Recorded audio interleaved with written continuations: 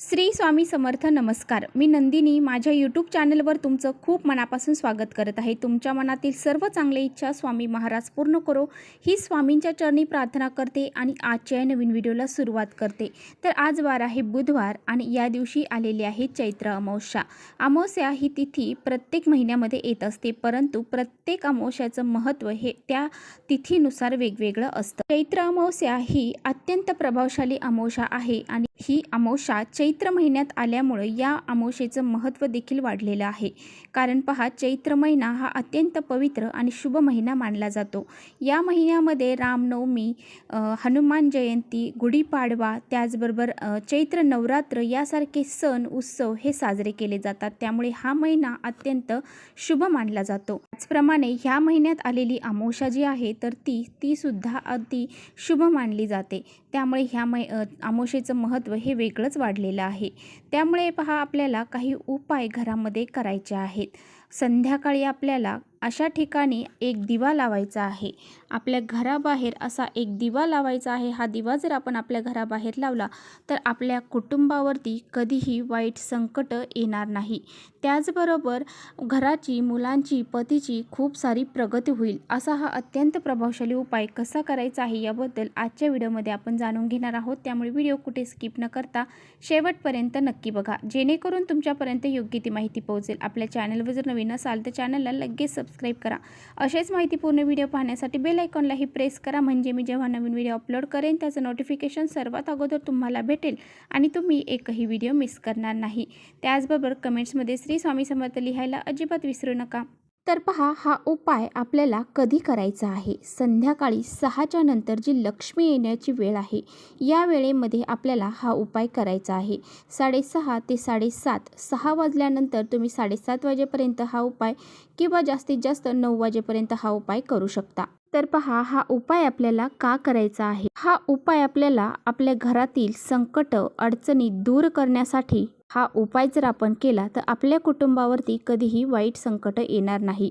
आपल्या घराची, मुलांची, पतीची खूप सारी प्रगती होईल. आपल्या घरातील मुलांची प्रगती देखील कुठेतरी खुंटलेली आहे. मुलं खूप सारी कष्ट करत आहात, मेहनत करत आहेत, तरीसुद्धा त्यांची प्रगती होत नाही. त्यांचं अभ्यासामध्ये मन लागत नाही. अशा वेळेस पहा, असा काही उपाय जर आपण केले तर त्यांच्या जे काही प्रयत्न आहेत तर त्या प्रयत्नांना यश प्राप्त होतं. मुलं सतत आजारी पडत आहे, चिडचिडपणा करत आहे, सांगितलेलं ऐकत नाही आणि त्याचबरोबर पहा, मुलं कोणत्या तरी व्यसनाच्या आहारी गेलेले आहेत किंवा काही वाईट मार्गाला लागलेले आहेत, तर ते सुधारावेत, त्यांना चांगले वळण लागावे, त्याचबरोबर त्यांची संपूर्ण प्रगती व्हावी यासाठी आपल्याला हा उपाय करायचा आहे. तसेच आपल्या घरातील एखादा कर्ता पुरुष आहे, तो सुद्धा त्या खूप मेहनत करत आहे, कष्ट करत आहेत, परंतु त्याला त्या कष्टाला, मेहनतीला यश प्राप्त होत नाही. तर पहा, यासाठी तुम्हाला हा उपाय आवर्जून करायचा आहे. त्यांच्या कष्टाला, मेहनतीला नशिबाची साथ मिळण्यासाठी तुम्हाला हा उपाय करायचा आहे. तर हा उपाय जर तुम्ही प्रत्येक अमावस्येला केला तर तुमच्या घरामध्ये कोणत्याही प्रकारचे संकट येणार नाही. तुमच्या घराची प्रगती होईल, मुलांची प्रगती होईल, पतीची प्रगती होईल. असा हा अत्यंत प्रभावशाली उपाय तुम्हाला आज संध्याकाळी आवर्जून करायचा आहे. हा उपाय करण्यासाठी फक्त 5च मिनिटं लागणार आहेत, परंतु हा 5 मिनिटाचा उपाय तुमच्या आयुष्याचं कल्याण करून जाईल. त्यामुळे हा उपाय दर अमावस्येला तुम्हाला करायचा आहे. आता ही चैत्र महिना सुरू झालेला आहे. या महिन्यापासून तुम्हाला दर अमावस्येला हा उपाय आवर्जून करायचा आहे. सारख्या सर्व अडचणी आपल्या घरामध्ये का निर्माण होतात? तर आपल्या घराला जर पितृदोष लागलेला असेल तर अशासारख्या अडचणी आपल्या घराला निर्माण होतात. पितृदोष हा आपल्या घरामधील सर्व प्रगतीचे मार्ग थांबवतो, म्हणजे आपले कोणतेही काम ते होऊ देत नाही.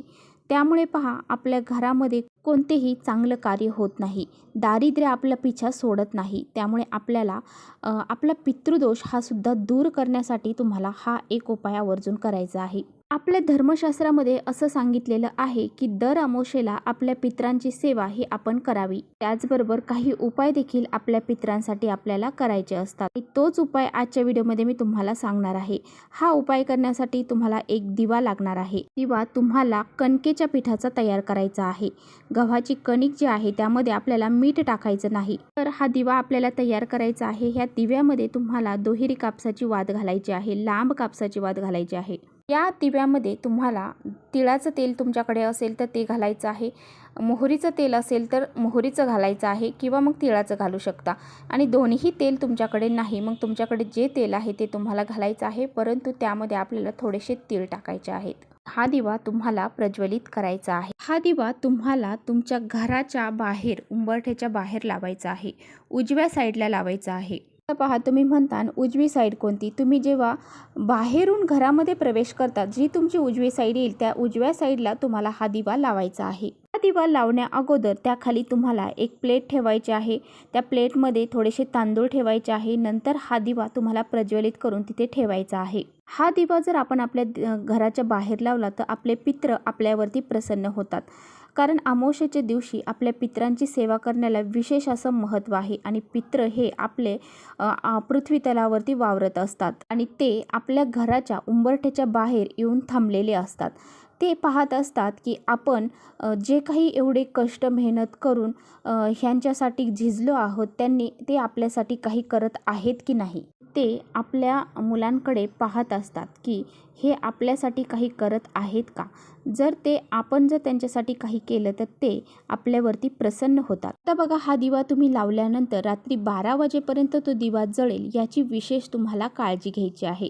जरी तो दिवा मध्ये विझला तरीसुद्धा तुम्ही त्यामध्ये थोडंसं तेल जास्त टाकून परत तो दिवा लावू शकता. तो दिवा विझू नये यासाठी त्यावरती तुम्ही काच किंवा मग अजून कोणत्या तरी प्रकारे तो दिवा ठेवू शकता.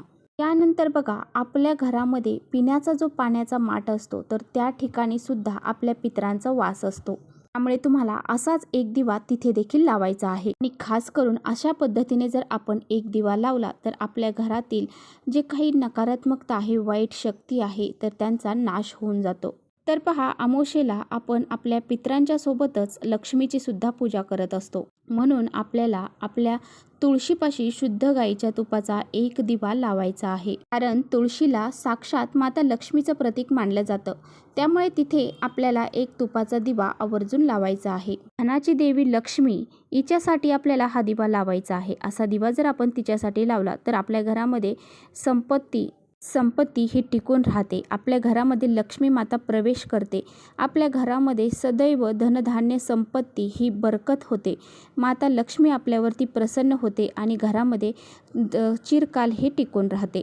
आणि पहा, जर तुम्हाला या दिवशी शक्य झालं तर तुम्हाला एक दिवा तुमच्या घराच्या दक्षिण दिशेला लावायचा आहे. कारण दक्षिण दिशा ही पितरांची दिशा मानली जाते. त्यावरती एक दिवा प्रज्वलित करून तुम्हाला दक्षिण दिशेला ठेवायचा आहे.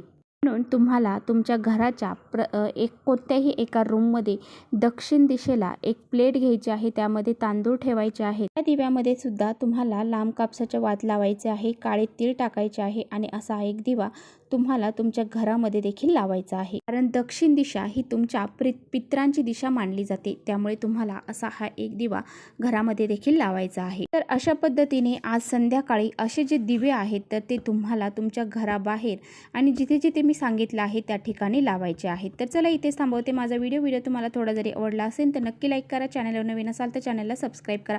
परत भेटूया अशा छानशा व्हिडिओसोबत. तोपर्यंत श्री स्वामी समर्थ.